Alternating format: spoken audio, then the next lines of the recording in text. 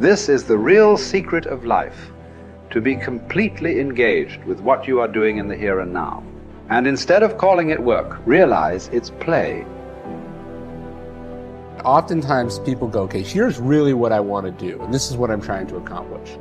And then they see all these other things that other people are doing, and then they kind of see that as like a grab bag. And they're like, I want a little of this, and a little of this, and a little of this, and I want it all at the same time. And that's not really possible, you know?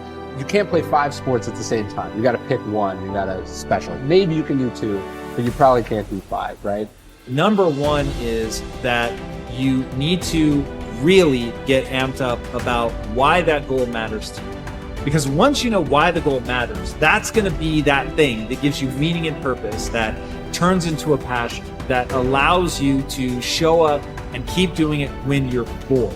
What would you like to do? If you don't like what you're doing, and you don't like where you are, and you don't like your relationships, and you don't like X, Y, or Z, what do you want? What do you like? And then you got to be able to add passion to it to activate that thing and make that dream a reality. And to find that meaning and to develop it, to create meaning in our lives, we have to set an intention and we have to pursue that intention. Start small, know what you want, get out of bed, get after it, set rules for yourself, follow those rules. You have to understand that you're not your own servant, so to speak. You're someone that you have to negotiate with, and you're someone that you want to present the opportunity of having a good life to. And that's hard for people because they don't like themselves very much. Once you discover your purpose, it's your job to live with passion. That's when you're passionate. That's when you're ready to go to that next level. You determine your legacy. It's up to you. Your legacy is in your hands. As long as you can breathe, as long as you can hear, as long as you can see.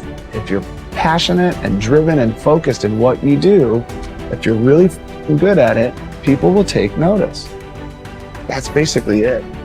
So those dreams and goals that some of you have that may seem larger than life, good. That's what I want you to go after. And don't let the fear of the failure, don't let the fear of perfection hold you back. You won't be perfect. You will make mistakes. But I promise you this, you're never going to know if you can sink or if you can swim unless you jump in the water. So continue to fight forward. Continue to believe in yourself. Hold on to the possibilities. Get away from the negativity.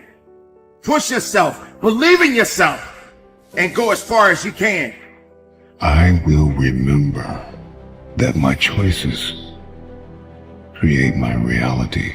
My responses create my outcome. I will speak with compassion. I will stay true to my heart. See, whatever you decide to do, look at it and find out what is it that I have that I could bring to the table that can begin to enable me to ensure that I could be successful in this. Where is the opening for you? There's room for you out here in the arena called life. There's room for you to come out and live your dream. Don't allow but to keep you in the corner or keep you up in the bleachers looking at life, being a spectator, not being a participant, making a difference in life. I believe that all of us came here with something. All of us showed up to give something, and that nobody's going to give that service that you have to give. No one's going to produce your product. No one's going to write your book.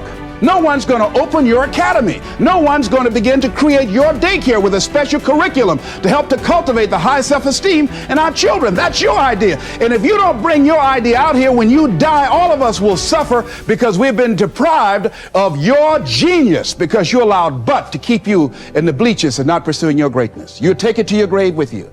And that's what most people do. Now here's the simple formula for setting goals. It goes like this. A, work on your goals. That's step 1. Work on them. And I put the word work there deliberately. Setting goals is plain hard work. I don't want to kid you. We haven't come here tonight to kid each other. It's work. I know it's work. That's why a lot of people just let it slide. It's work. Many people work hard on their job, but they don't work hard on their future. They just let that slide. And the work involved is making plans. I know most people don't. I understand that. But don't let that be you. Guy says, well, yeah, you work where I work. By the time you struggle home, it's late. You've got to eat a bite of supper, watch a little TV, get to bed. You can't sit up half the night. Plan, plan, plan. And the guys be good worker, hard worker, sincere. But you got to be better than sincere, working hard. You got to be better than a good worker. You got to be a good planner. Somebody once wisely said, the people who fail to plan are planning to fail. Well said. So work on your goals. Here's step 2. Write your goals down. That's so important. I teach my staff around the world, put your goals in your journal. Because one of the major people you want to study is yourself. Say, here's the list of goals I put together 3 weeks ago. Here's the list of goals I put together 2 years ago. Here's some of the changes I made, rearrangement of my priorities. I scratched these off, I put these on, I've gotten these. Study your accomplishments, study what your desires are. Put them on paper, write them down. Here's another reason for writing your goals down. It shows you're serious about doing better. And to do better, you gotta get serious. You don't have to be grim, but you must be serious. Everybody hopes things will get better. Everybody hopes. Poor people hope. That ought to tell you something. It means the future does not get better by hope. It gets better by plan. In studying warfare and battles over the centuries, I have always been fascinated by the situations where a smaller force defeated a numerically superior force. In every case, what I discovered was that the numerically smaller force was far better organized, more methodical, and more orderly in its plan of attack and execution than was the larger, more disorganized force. By the same token, an ordinary person with a system or recipe for problem solving can run circles around highly intelligent or well-educated people who throw themselves at their problems without a method or process for solving them. Always be sure to think on paper. Write things down. There is something that happens between the brain and the hand when you write. You get a greater sense of clarity and understanding with regard to the issues involved. You think better. Your perception is sharper. You actually become smarter and more creative by the very act of writing everything down as you go along and before you make a decision. One of the most important parts of your personal philosophy should revolve around the development of options. The rule is you are only as free as your well-developed alternatives. If your goal is to be happy, successful, and free, you must have choices.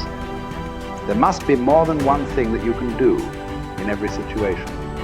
You can never allow yourself to be trapped with only one course of action open to you. From the time you take your first job, make your first investment, or embark on any part of life, you should immediately begin to develop an alternative to that if something should go wrong.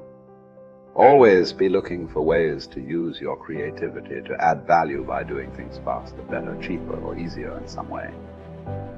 Just as the word deserve comes from the Latin roots de and servus, which mean from service, you should always be looking for ways to deserve greater rewards from serving your customers better in some way. In the final analysis, as a member of society, as a player, in our economic system, your riches and rewards will come from your ability to serve other people better than your competitors. Use your intelligence and your creativity every single day to find ways to make yourself more valuable to your company, your industry, and your world. This is the true hallmark of personal genius.